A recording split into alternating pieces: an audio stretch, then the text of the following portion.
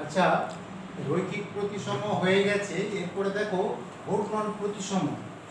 এখন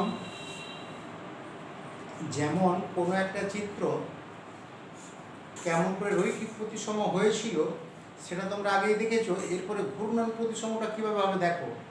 আমরা যদি মনে করো একটা চিত্র আঁকি, একটা বর্গক্ষেত্র আঁকি ধরো,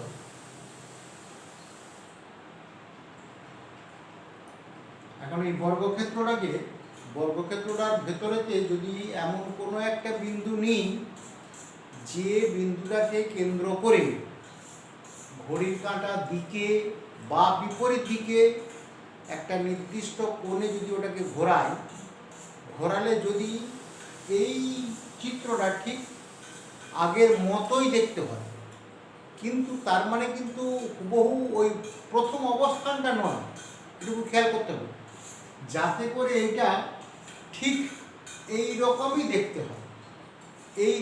দেখতে হয়, তার মানে কি একই আকৃতির চিত্রটা যাতে ফিরে আসে। একটা নির্দিষ্ট বিন্দুকে কেন্দ্র করে ঘড়ির কাঁটার দিকে বা বিপরীত দিকে যদি একটা নির্দিষ্ট কোণে ওটাকে ঘোরায়, তাহলে যদি বস্তুটা ঠিক এর মতোই দেখতে হয়ে যায়, তাহলে বলবো ওই বিন্দুটাকে কেন্দ্র করে ওই বস্তুটাকে অত ডিগ্রি কোণে ঘোরালে ঠিক আগের অবস্থানে ফিরে আসবে। তার মানে কি ওই একই রকম দেখতে হবে।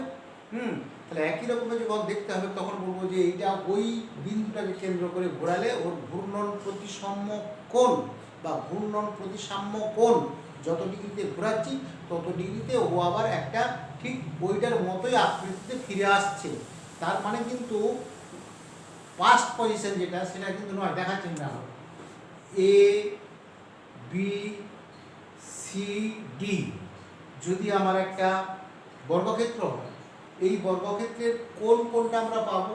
দেখো সেই যেমন ঘূর্ণন প্রতিসম অক্ষগুলো টেনেছিলাম, এই বিপরীত বিন্দুর মধ্যবিন্দু, এই বিপরীত বিন্দুর মধ্যবিন্দু, এই কর্ণ,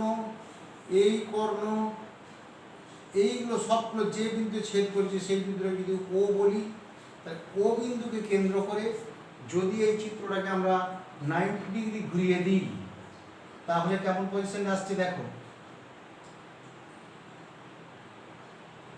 এই দিকে নামটা আছে দেখো, আমরা ঘড়ির কাঁটার দিকে 90 ডিগ্রি ঘোরাবো, 90 ডিগ্রি ঘোরালে দেখো এ বিন্দুটা কোথায় চলে আসছে, দেখো এ বিন্দুটা কোথায় আসবে, এখানে দেখো এ বি সি ডি ছিল, তাহলে এ বিন্দুটা এখানে উঠে চলে আসবে, এ এখানে ডি এখানে সি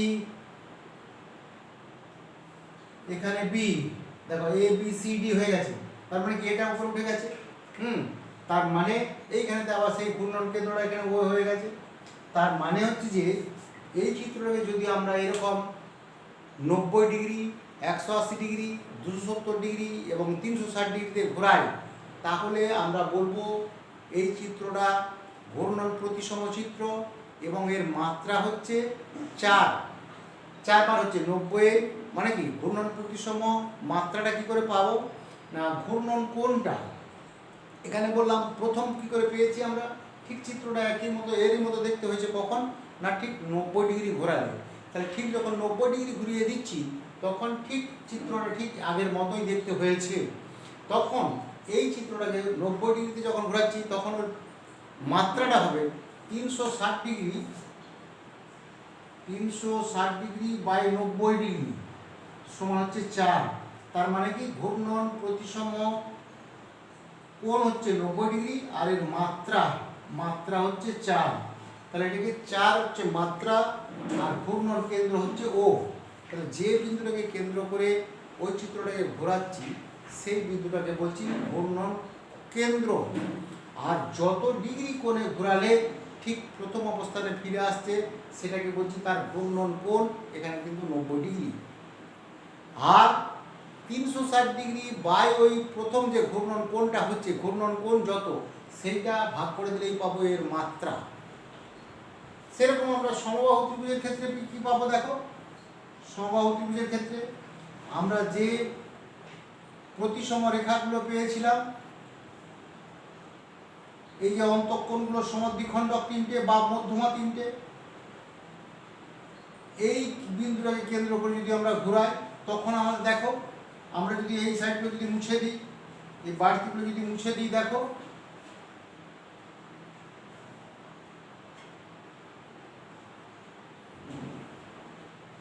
তাহলে দেখো এইখানে হয়ে যাচ্ছে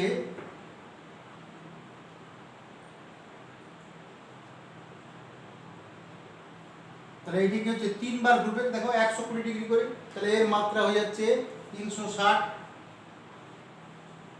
বাই 120 সমান হচ্ছে 3। সমবাহু ত্রিভুজের এখানেতে ঘূর্ণন কেন্দ্রটা হচ্ছে যে কোন তিনটের অন্তঃসমদ্বিখণ্ডক তিনটে যে বিন্দু ছেদ করছে সেইটা, আর মাত্রাটা হচ্ছে 360 ডিগ্রি বাই 120 ডিগ্রি সমান হচ্ছে 3। কেন্দ্রটা হচ্ছে ওইটা আর মাত্রা হচ্ছে এইটা। তাহলে আমরা দেখতে পাচ্ছি কি যে কোনো একটা চিত্রের মাত্রা যা হবে, আবার যদি আমরা জানতে পারি কোনো একটা চিত্রের মাত্রা আর ঘূর্ণন কোণ, সেই দুটোর মধ্যে যে কোনো একটা জানা থাকলে কিন্তু অপরটা জানা যাবে।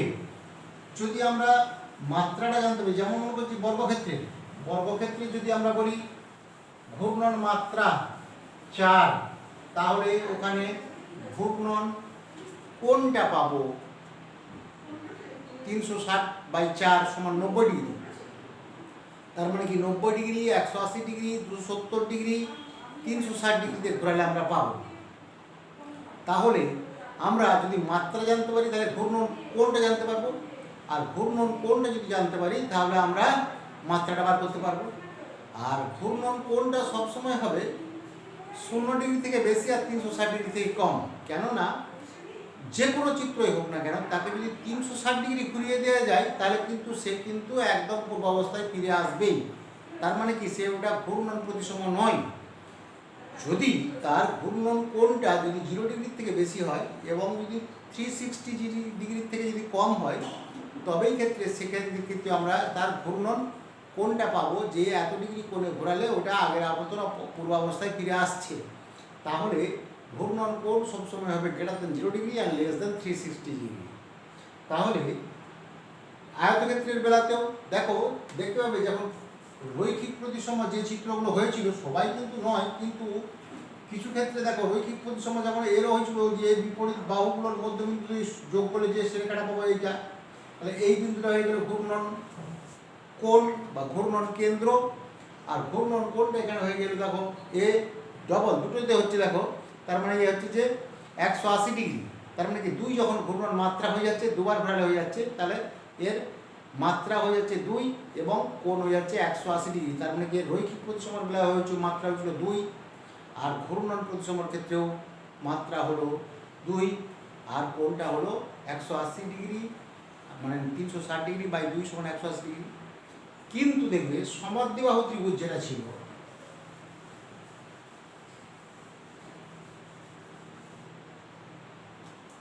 সমদ্বিবাহু ত্রিভুজের ক্ষেত্রে শুধুমাত্র এই সমান বাহুদ্বয়ের অন্তর্ভুক্ত কোণের সমদ্বিখণ্ডক একটি ছিল। তার মানে কি এটা হচ্ছে রৈখিক প্রতিসম, কিন্তু এ কিন্তু ঘূর্ণন প্রতিসম নয়। একে কিন্তু কোনো কোণে ঘোরালে কিন্তু এইটি হচ্ছে ব্যতিক্রম, একে কিন্তু অন্য কোনো কোণে ঘোরালে কিন্তু এ কিন্তু প্রতিসম হবে না।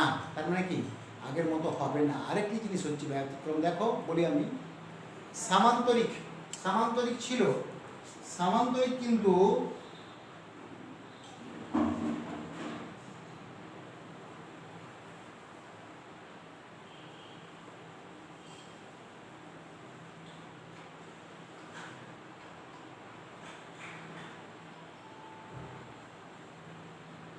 সামান্তরিকটা কিন্তু রৈখিক প্রতিসম ছিল না।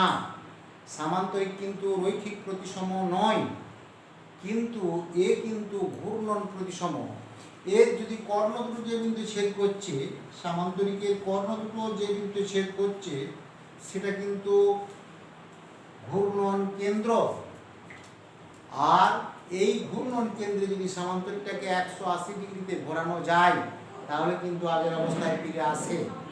তাহলে এই ক্ষেত্রে এই সামান্তরিকটা রৈখিক প্রতিসম নয়, কিন্তু এই ঘূর্ণন প্রতিসম। আর সমদ্বিবাহু ত্রিভুজটা রৈখিক প্রতিসম কিন্তু ঘূর্ণন প্রতিসম নয়, খেয়াল করবে। আর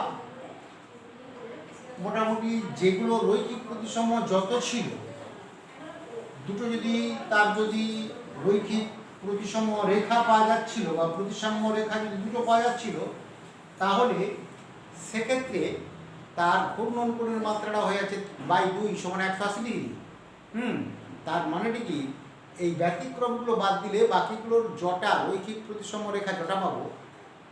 মাত্রাটা এক্ষেত্রে ঘূর্ণন কেন্দ্রের যে কোণটা উৎপন্ন করবে সেই মাত্রাটা কিন্তু 360 ডিগ্রি বাই তত করে দিলে ঘূর্ণন কোণটা পেয়ে যাবো আমরা।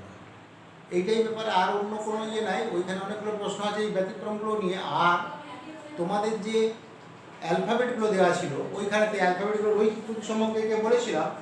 এইখানে দেখো কি কি অক্ষরগুলো ঘূর্ণন প্রতিসম, কোন কোন অক্ষরগুলো যদি ঘোরানো যায় তাহলে এগুলো দেখো দুটো করে হবে 180 ডিগ্রি। এইচটা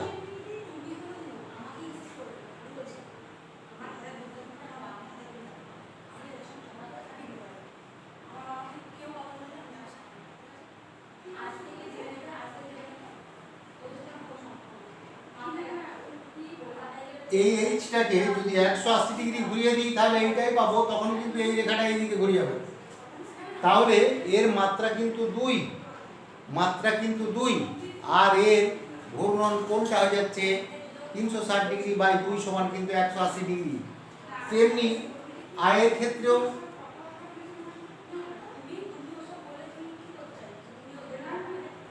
এইটা ছিল, এটা 180 ডিগ্রি ঘুরিয়ে দিলে এইটা হয়ে যাবে। তাহলে এই চাই। আবার এনটা দেখো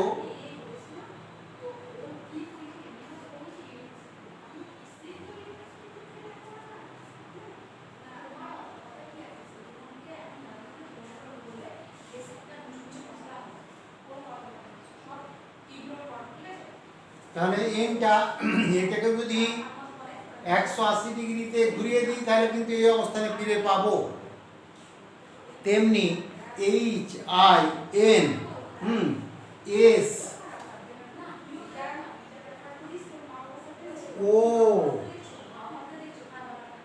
এক্স আর জেড এগুলোকে কিন্তু 180 ডিগ্রিতে যদি ঘুরিয়ে দিই তাহলে কিন্তু আগের অবস্থানে ফিরে আসবে।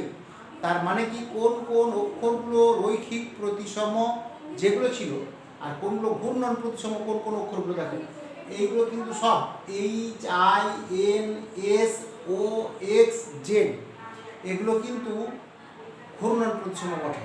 আর এদের মধ্যে কোনগুলো কোনগুলো ছিল রৈখিক প্রতিসম সেগুলো দেখে নেবে। রৈখিক প্রতিসম ছিল A B C D E H I M O T U V W X Y. Z কিন্তু ছিল না, এস ছিল না, জেড রৈখিক প্রতিসম ছিল না, এস রৈখিক প্রতিসম ছিল না, এন রৈখিক প্রতিসম ছিল না। তাহলে ওইগুলো কিন্তু রৈখিক প্রতিসম নয়। তার মানে কি, এইটা রৈখিক প্রতিসম ছিল না, এইটাও রৈখিক প্রতিসম ছিল না, এইটাও রৈখিক প্রতিসম ছিল না, বাকিগুলো রৈখিক প্রতিসম ছিল। এইগুলো কিন্তু এন এস জেড এগুলো রৈখিক প্রতিসম ছিল না, এগুলো কিন্তু ঘূর্ণন প্রতিসম। বুঝতে পেরেছ? তার মানেটা কি হচ্ছে যে অক্ষরগুলোর মধ্যে রৈখিক প্রতিসম আগের দিনে আমি দেখিয়েও দিয়েছিলাম, বলে দিয়েছিলাম। রৈখিক প্রতিসম যে যে অক্ষরগুলো ছিল A B C D E H I M O T U V W X Y. ঠিক আছে? তাহলে এইটা করলেই দেখবে, বুঝতে পেরে যাবে যে তোমার প্রতিটা মানে তোমার যে এক্সারসাইজের যে প্রশ্নগুলো আছে সেগুলো সব হয়ে যাবে। ওই এক্সারসাইজটা পুরো কমপ্লিট করবে আর এই ইংরেজি অ্যালফাবেটগুলো এক্সট্রা করে নেবে। দিয়ে একসাথে ওই রৈখিক প্রতিসম আর ঘূর্ণন প্রতিসম ব্যাপারটাকে আমাকে রিভিশন করে নেবে, ব্যাস তাহলে হয়ে গেল। এর পরের দিন থেকে আমরা পুরানো জিনিসগুলোকে রিভিশন করে করে দেখবো, কার কোথায় অসুবিধা থাকছে সেগুলো আমাকে পাঠাবে।